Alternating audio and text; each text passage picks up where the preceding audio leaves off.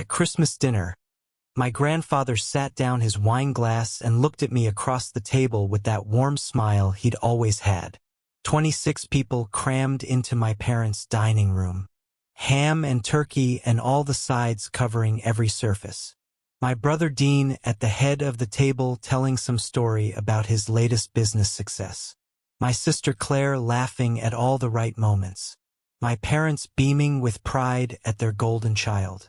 Standard Morrison family Christmas. Conversations flowing, wine pouring, that comfortable chaos of a large family gathering. Then Grandpa asked the question that detonated everything. "So Cameron," he said loud enough that nearby conversations paused. "How do you like the cabin? I drive past it sometimes when I'm up near Gran. Looks like it's holding up well. You maintaining it okay?" I smiled, nodded politely. Had absolutely no idea what he was talking about.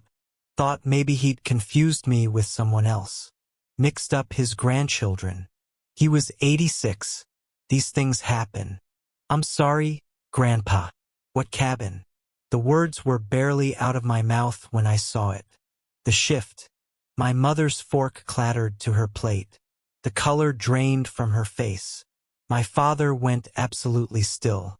That frozen-in-place stillness of a deer in headlights of someone who's just been caught in something they can't explain away. Grandpa's smile faltered. Confusion crossed his face. Then concern, then something that looked like dawning horror. "The cabin," he said slowly, each word deliberate. "The one on Lake Granby. The 3-bedroom property with the dock and the boathouse. The one I bought you for your 30th birthday 5 years ago." The room didn't go silent immediately. Took a few seconds for people to realize something was wrong. For the atmospheric shift to register. For conversations to die and attention to turn to our end of the table. "Grandpa, I don't have a cabin," I said. Gentle, careful. Still thinking this was a misunderstanding. "I've never had a cabin. I don't know what you're talking about." I watched my grandfather's face change. That confusion sharpening into something else, something cold and dangerous. He turned to my father, to his son. Voice quiet but cutting. "Richard, where is the cabin?" My father's mouth opened, closed, opened again. No sound came out. My mother had both hands over her mouth, eyes wide with panic. The kind of panic that comes from knowing you're about to be exposed. That there's no way out, that everything is about to fall apart. Grandpa stood up slowly, deliberately, every eye at that table turning to watch. "Richard," he said again, louder now. 5 years ago, September 2018, Cameron's 30th birthday, I wrote you a check for $380,000. I gave you the realtor's information, the property listing, specific instructions to handle the purchase, and put the deed in Cameron's name. You said you would. You thanked me. You promised me you'd take care of it. You sent me photos of the property. You told me Cameron loved it. Where is the deed?" My father tried to speak. "Dad, we can explain. It's complicated. There were circumstances Cameron didn't need." Grandpa's hands slammed down on the table. Glasses jumped. Silverware clattered. My 3-year-old nephew started crying. Several people gasped. "Complicated." Grandpa's voice filled the room. "I gave you $380,000 to buy Cameron a birthday present to give him something meaningful, something he'd have for life. I trusted you, and you're telling me it's complicated." My mother was sobbing now, full body shaking sobs. My sister Claire had gone pale. Dean was staring at his plate like he wished he could disappear into it. And me, I was sitting there trying to process, trying to understand what I was hearing. $380,000 for a cabin for me 5 years ago for my 30th birthday. A birthday where I'd received a card from my parents and a $50 gift card to REI. A birthday where I thought Grandpa had forgotten me entirely because he hadn't sent his usual check. A birthday where I told myself it didn't matter, that I didn't need gifts, that turning 30 was just another day. And all along there had been a cabin worth more than $350,000. That was supposed to be mine. Show me the paperwork, Grandpa said, voice like ice now. All the warmth gone, replaced by fury barely contained. Show me the deed with Cameron's name on it. Show me closing documents. Show me the title transfer. Show me anything at all that proves you did what I asked, what I paid for, what I trusted you to handle. More silence. My father looking at my mother shaking her head, crying so hard she couldn't breathe. And slowly, horribly, I understood. They'd taken it. The money, the cabin, the birthday present my grandfather had spent nearly $400,000 on. They'd taken it. And I'd never known, had never been told. Had spent 5 years thinking nobody cared enough about my 30th to do anything special. Where is it? I asked. My voice sounded strange, distant, like it was coming from somewhere outside my body. Where's my cabin? My father finally looked at me, guilt written all over his face. The kind of guilt you can't hide, can't explain away. Cameron's son. We made a decision. We thought Dean was going through such a hard time. His business had just failed. He needed something. Needed an asset. Needed. He stopped. But he'd said enough. More than enough. Dean has my cabin. I said, not a question, a statement, a realization crystallizing into certainty. My father nodded barely, just a slight movement of his head. But enough. We put it in his name. He was struggling. You were doing fine. You had a good job. Career. You didn't need a cabin. But Dean needed something to build on, something to give him hope. Something to I held up my hand. Couldn't listen to more. Couldn't hear him justify. You took $380,000 that Grandpa gave you specifically for me and you gave it to Dean. You committed fraud.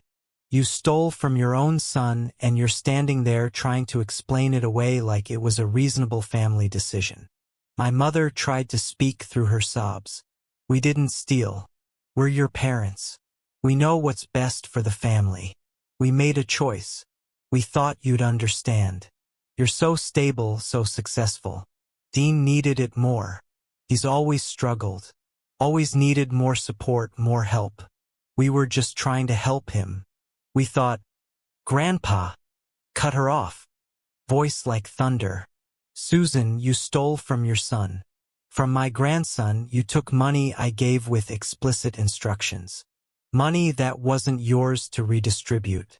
Money that was meant for one person and one person only. That's theft. That's fraud. That's unforgivable. He turned to Dean, my brother, who still hadn't looked up, who was staring at his plate like he could will himself invisible. Dean, Grandpa said, look at me. Dean didn't move. Dean, look at me. Slowly, Dean raised his head. Miserable caught. Did you know? Grandpa asked. Did you know that cabin was supposed to be Cameron's? That the money came from me specifically for your brother's 30th birthday? Dean's face answered before his mouth did. Yeah, he said quietly.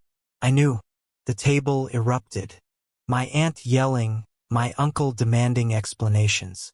Claire shouting at our parents. Cousins arguing. My nephew crying louder. Pure chaos. 26 people who'd been enjoying Christmas dinner now watching our family implode in real time and me. I just stood up, grabbed my coat from the back of my chair, started walking toward the door. My mother called after me. Cameron, please don't leave like this. We can explain. We can work this out. You're being unreasonable. It was 5 years ago. Just let it go. Dean needed it. You don't even like camping. Why do you care about a cabin you'd never use? I stopped at the door, turned back, looked at my mother, this woman who'd raised me, fed me, clothed me, and apparently stolen nearly $400,000 from me without a second thought. Care, I said, because it was mine. Because Grandpa chose it for me. Because you took it and gave it to someone else and lied about it for 5 years. I care because every single one of you knew I'd been robbed. Knew Dean was living in my property and nobody said a word. Not one word in 5 years. That's why I care. I left, walked out into the cold December night, got in my car, drove away from my parents' house, away from the family gathering, away from 26 people who just watched the Morrison family secret explode. I drove to my apartment in Boulder, 1-bedroom place, nothing fancy. Parked in my spot, sat in the car for 20 minutes, engine off, heat fading, just sitting in the cold, dark, processing, trying to understand what I just learned, trying to figure out what to do next. $380,000. That number kept running through my head. $380,000 for a cabin I'd never seen, had never been to, had never even known existed. While I'd spent 5 years thinking nobody cared enough about my 30th birthday to do anything special, while Dean had been up at Lake Granby, using my property, living in my cabin, benefiting from my grandfather's generosity that was supposed to be mine. My phone started ringing. My father, I didn't answer. My mother ignored Claire. Ignored. Dean definitely ignored. Then Grandpa, I answered that one. Cameron, he said, his voice heavy, tired, older than I'd ever heard it. I'm coming over. I have documents you need to see. This is worse than I thought. Much worse. He arrived an hour later carrying a leather briefcase that looked older than I was. I let him in, made coffee neither of us drank. We sat at my kitchen table, the same table I'd bought at IKEA 6 years ago when I moved to Boulder. The table where I'd eaten countless meals alone, where I'd worked on engineering projects late into the night, where I'd celebrated quiet birthdays by myself because my family was always too busy to come to Boulder. My parents never visited. Dean never visited. Claire came once. Grandpa came regularly.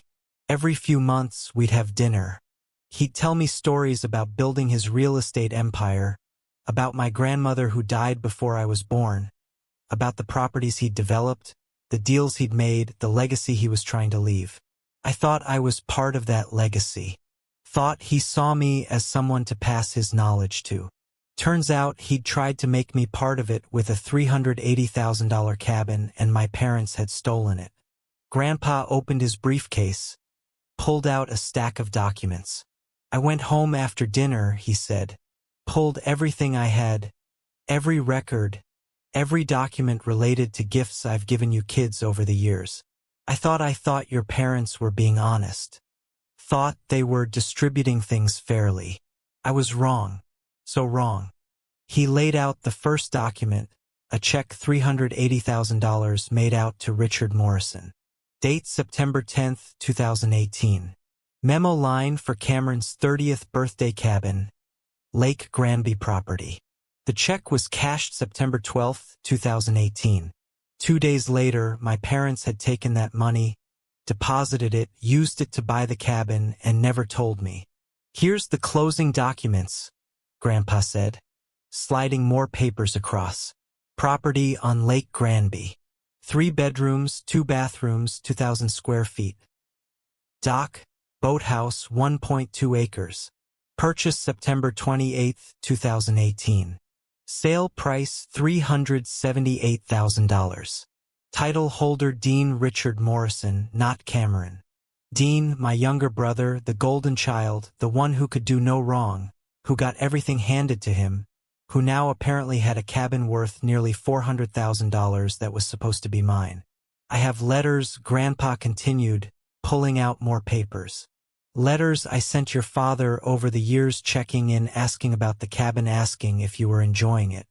Here, look at these. I read through them. Grandpa's neat handwriting on his personal letterhead.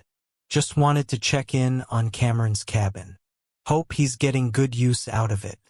Drove past the Lake Granby property last week. Looks well maintained. Glad Cameron is taking care of it. Thinking about Cameron's 30th birthday gift. Hope the cabin has been everything I hoped it would be for him.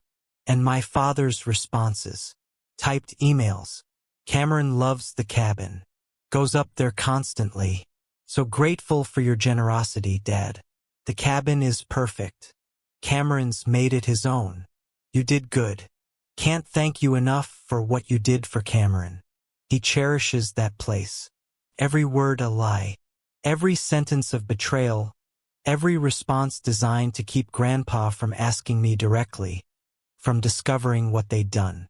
There's more, Grandpa said, his voice breaking slightly. Cameron, I've been giving you kids money for years through your parents. I thought they were being fair, distributing equally.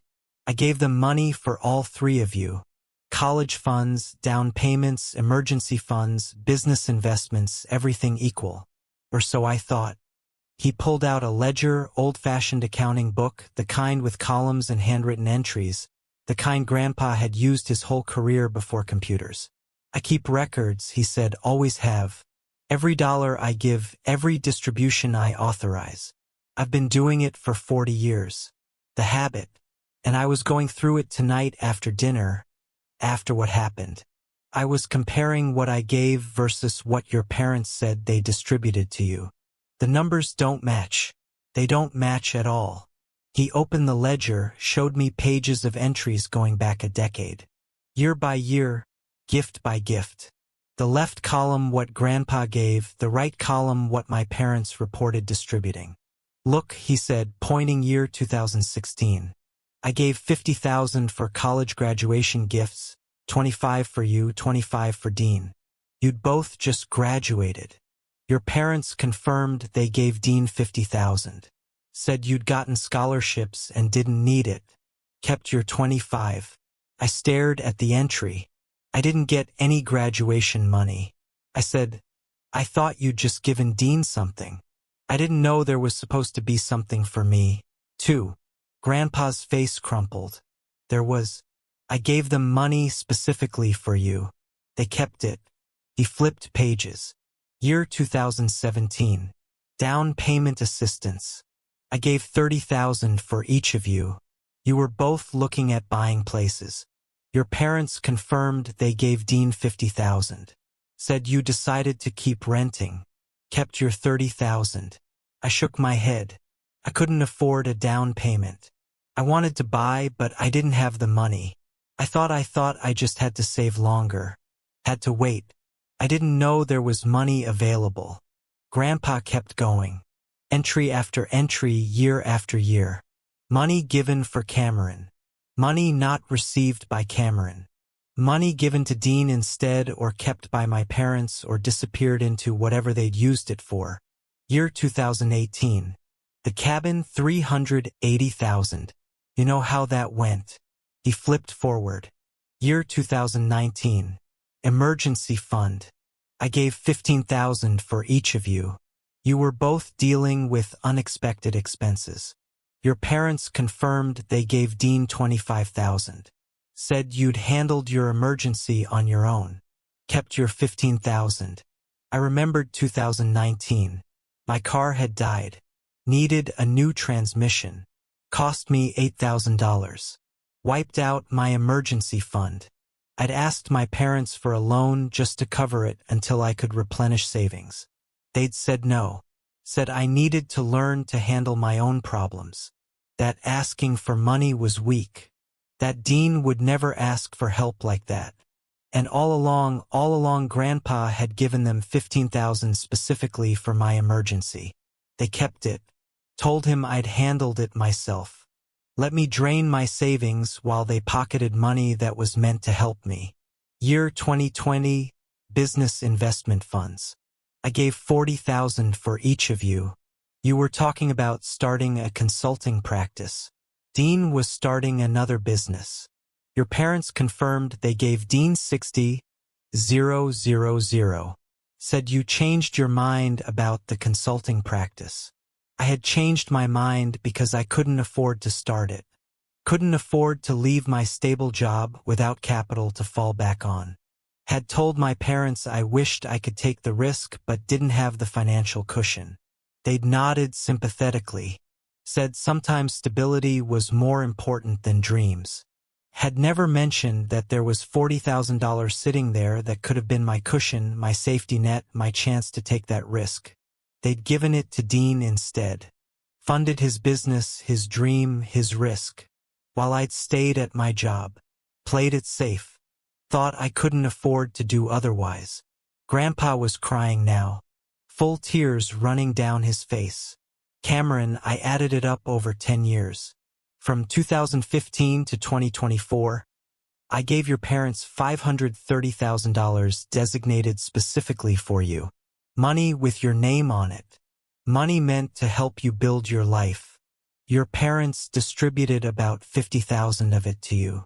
The rest $480,000. They kept it, gave it to Dean, used it for themselves. I don't know. But you never got it. Never even knew it existed. $530,000 over 10 years. An average of $53,000 a year. Money that could have changed my life. Could have let me buy a house, start a business, take risks, build something. Money that was mine, that Grandpa had given specifically for me, that my parents had systematically stolen year after year, gift after gift, lie after lie. Add in the cabin, I said quietly, my brain doing the math automatically. $380,000 plus $480,000 in other gifts. That's $860,000 total. Grandpa nodded. $860,000 that I gave for you, that you never received, that your parents stole from you over a decade. Cameron, I'm so sorry. I should have checked. Should have asked you directly. Should have verified instead of trusting. This is my fault. I shook my head. This isn't your fault. You trusted your son, your daughter-in-law. You thought they'd do the right thing. They're the ones who stole. They're the ones who lied. Not you. But inside I was reeling. $860,000. Nearly $1 million stolen from me over 10 years by my own parents. Given to my brother, used for who knows what while I'd struggled, saved, worked overtime, denied myself things because I couldn't afford them. Because I thought I had to do it all on my own. Because I didn't know there was help available. Help that was supposed to be mine. Help that had been redirected to Dean. What do? I asked, looking at Grandpa, at this 86-year-old man who'd tried to help me, who tried to give me advantages, who'd been betrayed by his own son as thoroughly as I'd been betrayed by my parents. What do I do with this? Grandpa wiped his eyes, took a deep breath. When he spoke, his voice was still. You sue them. You file criminal charges if you want. You take them to court and you make them pay back every cent. You get that cabin put in your name. You burn this to the ground. Because what they did, Cameron, what they did isn't just unfair. Isn't just favoritism. It's theft. It's fraud. It's criminal. And they need to face consequences. Real consequences. Not just apologies. Not just explanations. Consequences. I nodded. Felt that calm certainty settling over me. The same calm I felt when solving complex engineering problems. When there was a right answer and I just needed to work through the steps to reach it. Okay. I said, okay. Let's do it. Let's burn it all down. Grandpa squeezed my shoulder. I'll help every step. I'll testify. I'll provide every document. I'll pay for the best lawyers money can buy. This is partly my fault for not checking, for not verifying, for trusting people who didn't deserve it. I'm gonna help you make this right. I promise you that. We stayed up until 4 o'clock in the morning going through every document, every ledger entry, every check, every letter, building a timeline of theft, 10 years of systematic fraud. By the time Grandpa left, the sun was starting to come up. Christmas morning, usually a day of joy, a family of celebration. This year, it was the day I learned my parents had stolen nearly $1 million from me. And the day I decided to destroy them for it. I didn't sleep, just sat at my kitchen table, surrounded by documents, staring at the evidence, the proof, the undeniable truth of what my family had done. My phone kept ringing, texts flooding in. My parents, my siblings, extended family, all wanting to talk, to explain, to fix this. I ignored them all. Monday morning, I went to work. Showed up at my office at the engineering firm like nothing had happened. Like my world hadn't imploded 48 hours earlier. Like I hadn't just learned I'd been robbed by my own family for a decade. My boss asked how Christmas was. Interesting, I said. Had some family drama, but it's fine. It wasn't fine. Nothing was fine, but I wasn't ready to talk about it. Wasn't ready to explain. Wasn't ready to say out loud that my parents were thieves and my brother was complicit and my entire family had watched it happen for years. At lunch, I called a lawyer, one of the best in Denver, specialized in fraud cases, family law, white-collar crime. I made an appointment for Wednesday. Spent Tuesday gathering every document Grandpa had given me, organizing, creating a timeline, making sure I had everything. Wednesday came. I took the afternoon off work. Drove to the lawyer's office in downtown Denver. His name was Marcus Webb, 50-some, sharp eyes, expensive suit, the kind of lawyer who'd seen everything and wasn't shocked by anything. I sat in his conference room and laid out the documents, told him the story, Christmas dinner, the cabin question, my parents' panic, Grandpa's investigation, the ledger showing 10 years of theft, $860,000 that should have been mine, was supposed to be mine that I'd never seen. Marcus listened, didn't interrupt, took notes, studied the documents. When I finished, he sat back, looked at me. This is one of the clearest cases of fraud I've seen in 20 years, he said. Multiple counts, theft by deception, breach of fiduciary duty if we can argue your parents had a duty as distributors of your grandfather's gifts, potentially forgery if they signed anything on your behalf. And that's just civil. This could be criminal. Wire fraud if any of the money moved between states.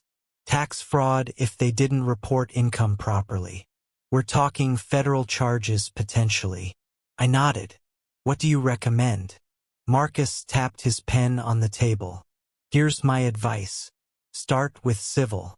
Sue for return of all funds, transfer of the cabin deed, damages, legal fees. We can ask for punitive damages given the intentional nature of the fraud. The systematic deception. 10 years of this isn't a mistake. There's a pattern plan.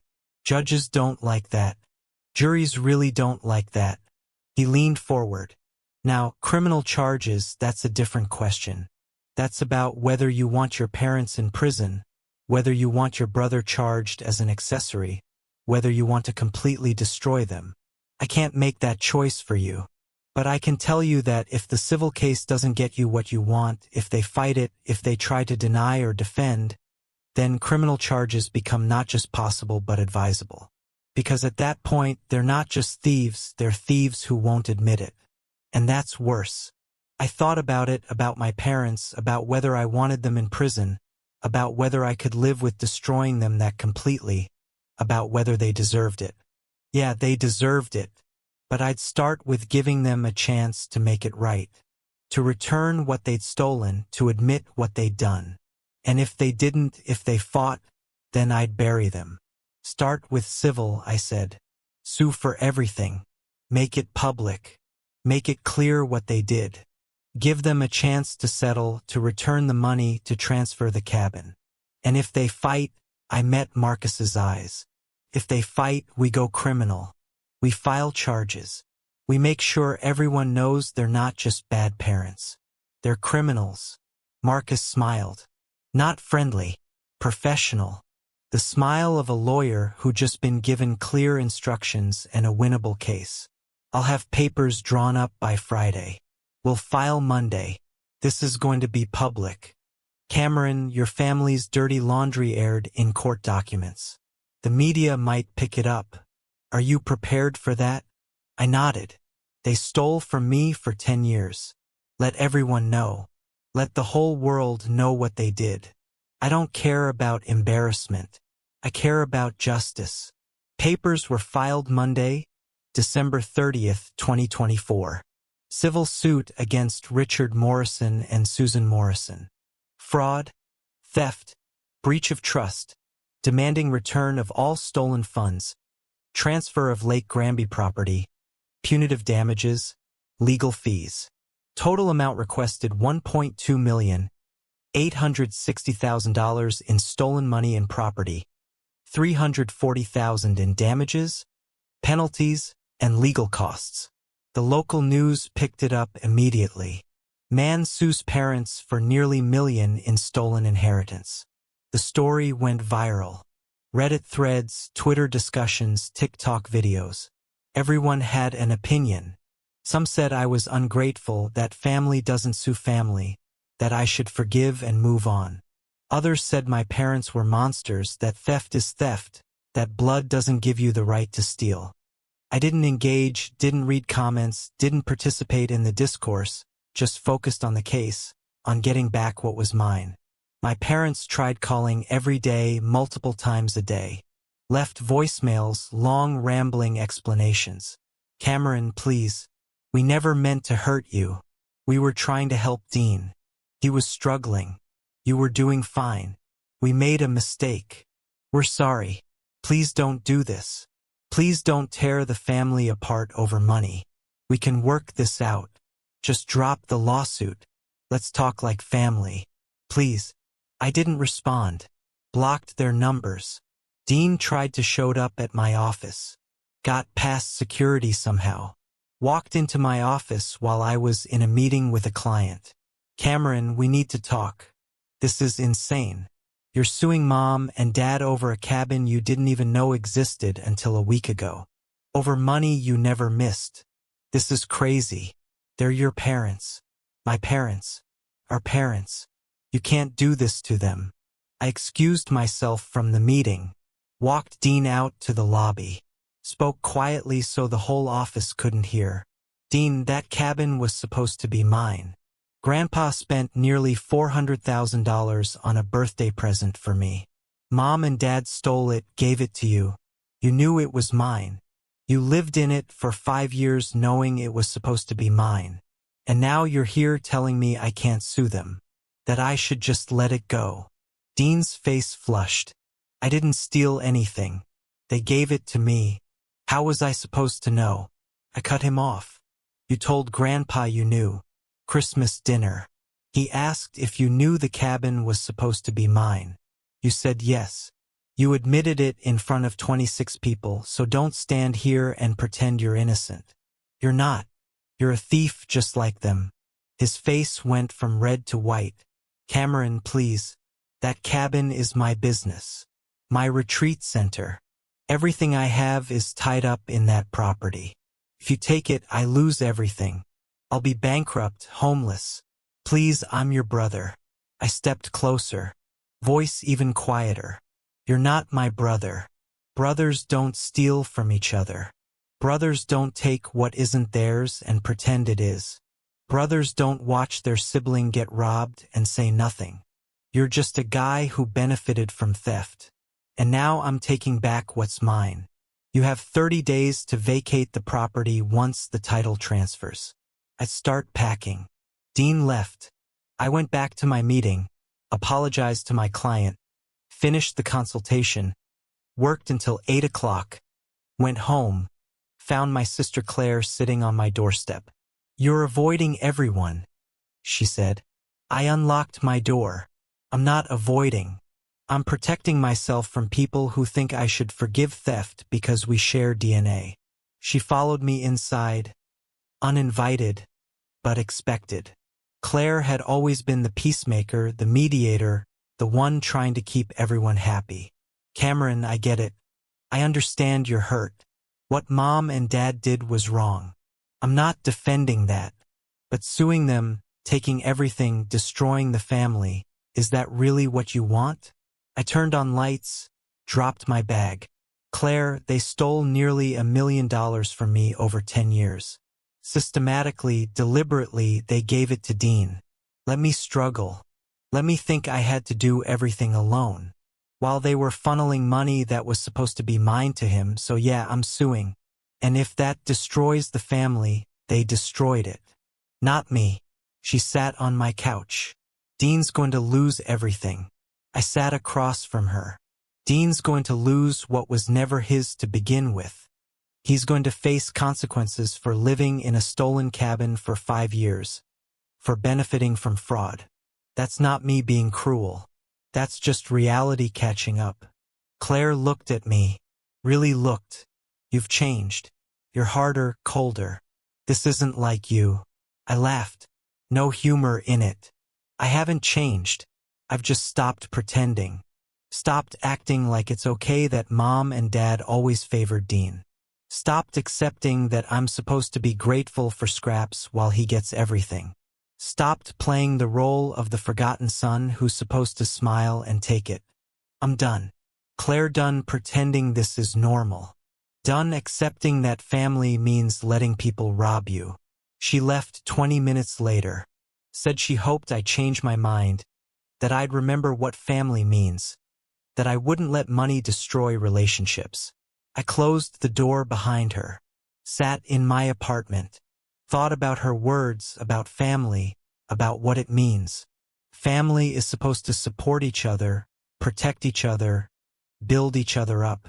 My family had done the opposite, had torn me down, had stolen from me, had lied to me for a decade. That's not family. That's just people who share genetics and think that entitles them to mistreat you without consequences. The case moved forward.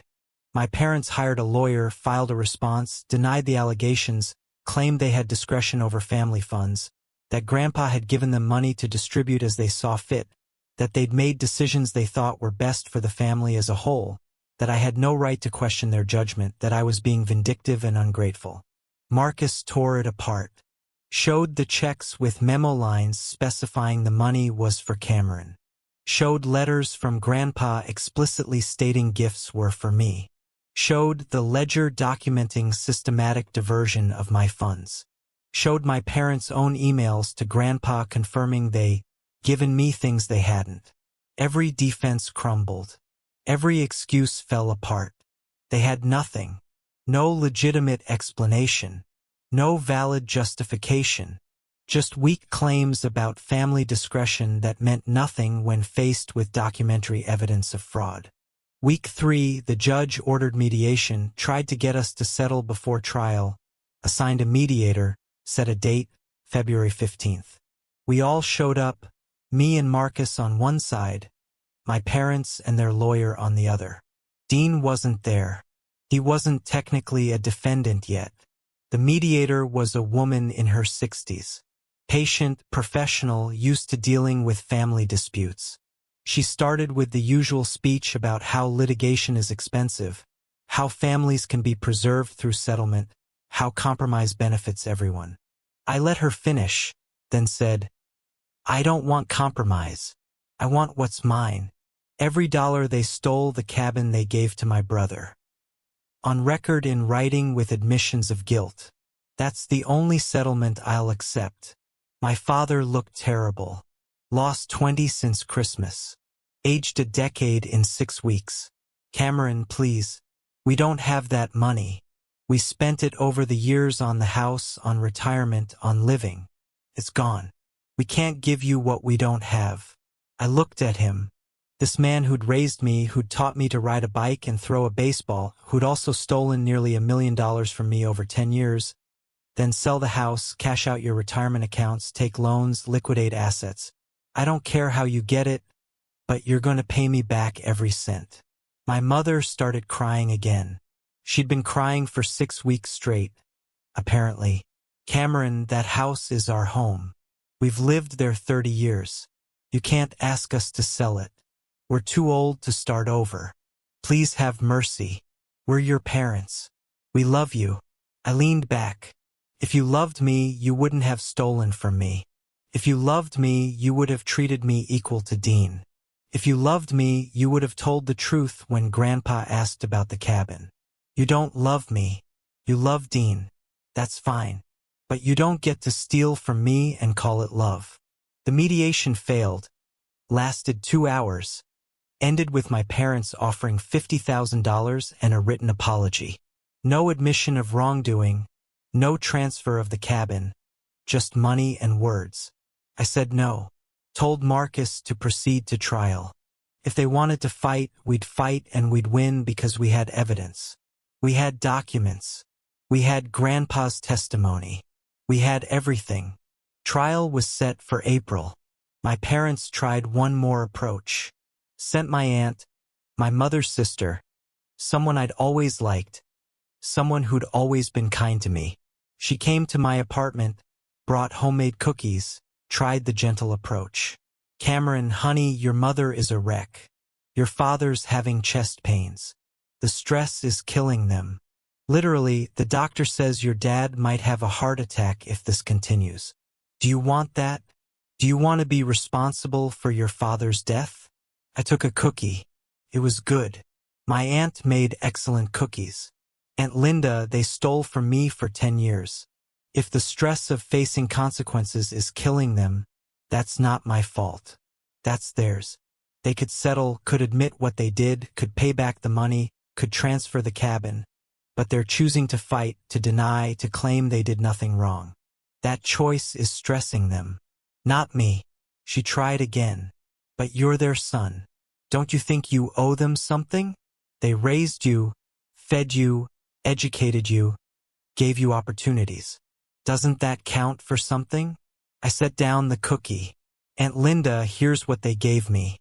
They gave me a childhood where I was constantly compared to Dean and found wanting. They gave me teenage years where my accomplishments were dismissed while his were celebrated. They gave me an adulthood where I thought I had to do everything alone because nobody would help. And all along they were stealing money that was supposed to help me. So no, I don't think I owe them anything. I think they owe me $860,000 plus damages. That's what they owe me. She left. The cookies sat on my counter. I ate them over the next week. They were delicious. Didn't change my mind. 2 weeks before trial, my parents caved. Their lawyer called Marcus. They want to settle. They can't go to trial. The stress, the publicity, the shame. They're ready to negotiate. We met again. Same conference room. Different energy. My parents looked beaten, defeated, broken. What do you want? Their lawyer asked. Marcus slid a settlement agreement across the table. Full amount $860,000. Paid in installments if necessary over maximum 5 years. Transfer of Lake Granby property to Cameron's name within 30 days. Written admission of wrongdoing.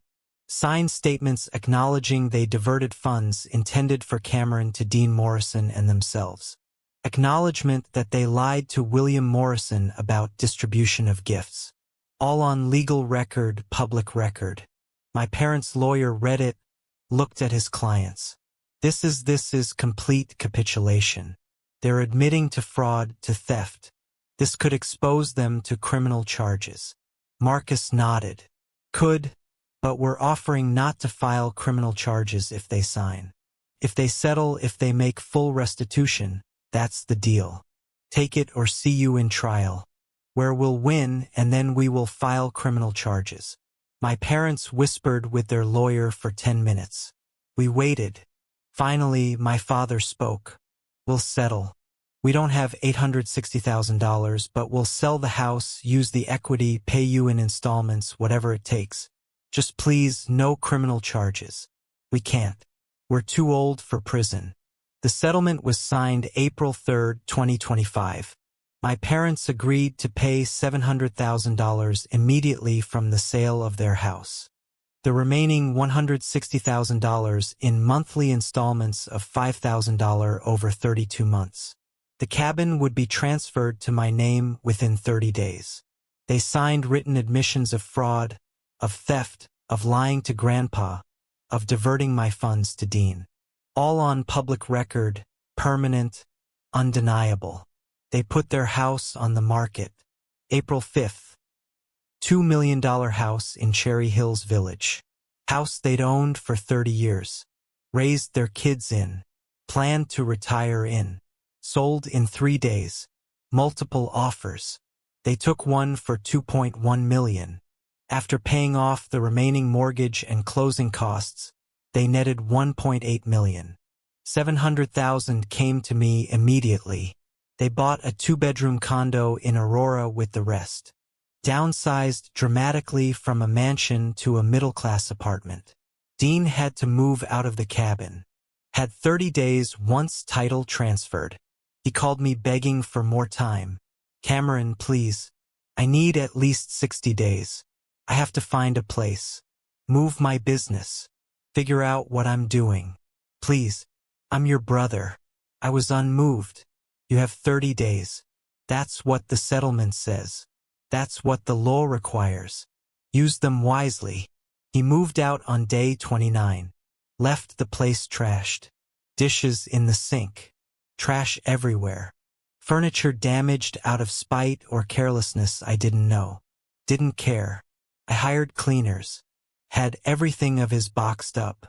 Put in a storage unit I rented in his name. Sent him the first month's bill. He didn't pay. I let the unit go to auction.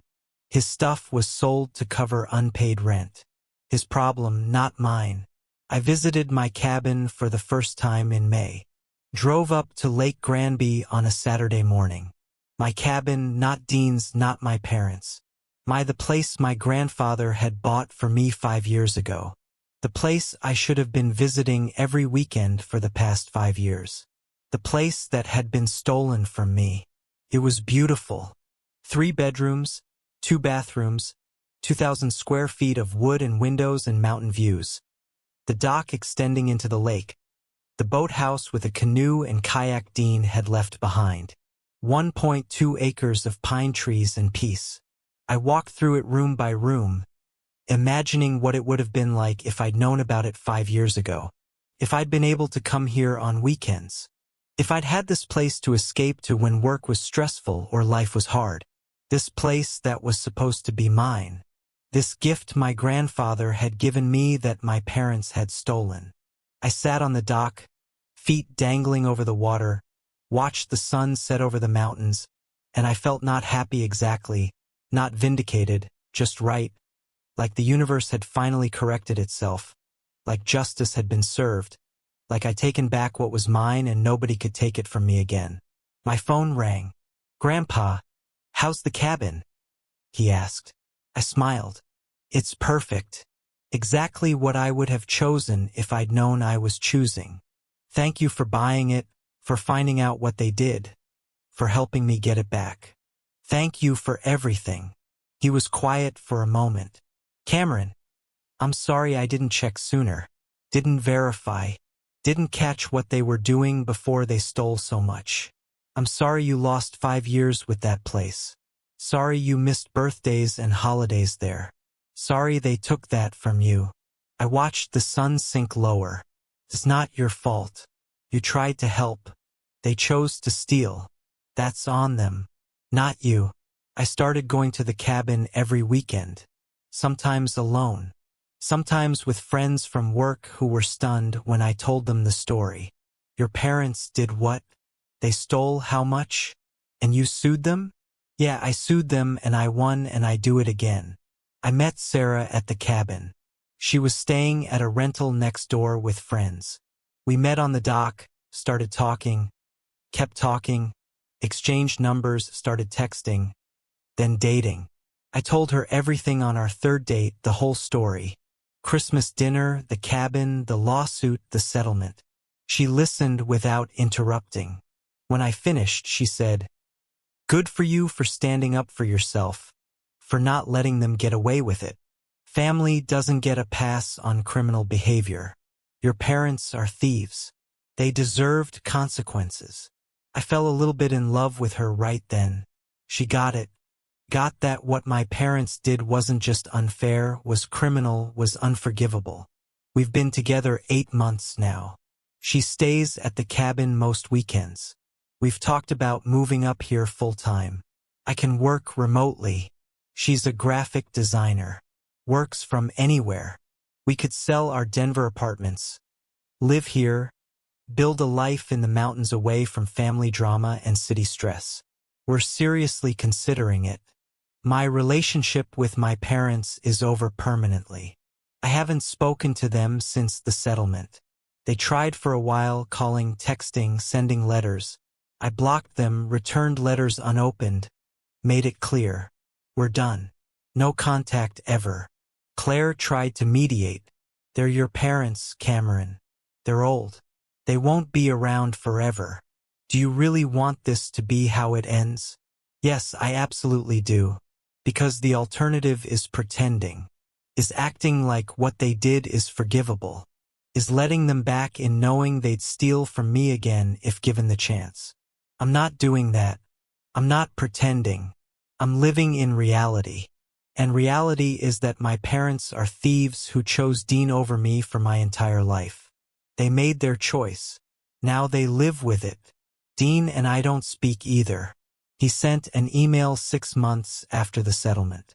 Long apology about how he was young and stupid, how he didn't realize how wrong it was, how he's sorry and wants to make amends. I didn't respond. Dean had 5 years to make amends. 5 years living in my cabin knowing it was supposed to be mine. 5 years benefiting from fraud. He never said a word. Never told me. Never told Grandpa. Just enjoyed the property and kept his mouth shut. That's not someone who deserves forgiveness. That's someone who deserves exactly what he got, which is nothing.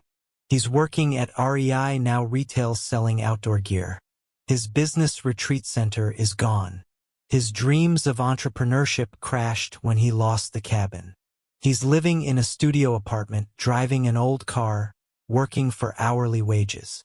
Some people would say I destroyed his life. I'd say I just stopped letting him live in a house he'd stolen. My grandfather and I are closer than ever. We have dinner every Tuesday when I'm in Denver. Every Saturday when I'm at the cabin, he comes up sometimes, stays a few days. We fish, we talk, we watch the sunset from the dock. He's leaving me everything in his will. Not because I sued my parents. He decided that years ago, but he's made it ironclad now. Trusts and legal protections that my parents can't touch, can't challenge, can't divert. When I'm gone, he says, you're going to have everything I built. Not your father, not Dean. You, because you're the only one who didn't try to steal from me, who didn't betray my trust, who deserved it. I hope that's decades away. Hope Grandpa lives to be 100. But when it comes, I'll be ready. And I'll make sure every dollar goes where he intended. No diversions, no theft, no lies. I'm 36 now. 15 months since Christmas dinner exploded. 15 months since I learned the truth about my family. 15 months since I decided to fight back. People ask if I regret it, if I miss my parents, if I wish I could fix it. No, I don't regret a thing. I don't miss people who stole from me. And there's nothing to fix because what they did wasn't a mistake. It was a decade-long pattern of theft and fraud and betrayal. You don't fix that. You don't forgive that. You just accept it and move on. And I've moved on to a life with a cabin on Lake Granby. With a grandfather who actually cares about me. With a girlfriend who thinks I'm brave for standing up to family. With weekends in the mountains and peace in my life. With boundaries that protect me from people who'd hurt me. With consequences for those who wronged me. I'm good. Better than good. I have what's mine. What was always supposed to be mine. What I had to sue my own parents to get. But I got it. And nobody can take it from me again. That's what matters. Not the relationship with my parents, not the connection with Dean, not the approval of extended family who think I should have forgiven. What matters is that I stood up for myself, demanded justice, got what was mine, and built a life that doesn't include people who'd steal from me. That's success. That's winning. That's exactly where I'm supposed to be. Thank you for walking this journey with me. Before you go, I've left 2 more stories here on your screen. Both from men who discovered that family isn't always who you're born to. It's who stands by you when the truth comes out. Click on whichever one calls to you. And if you want to join our community of people who understand what it's like to be the outsider looking in, that notification bell is your invitation. Until tomorrow, remember your story matters.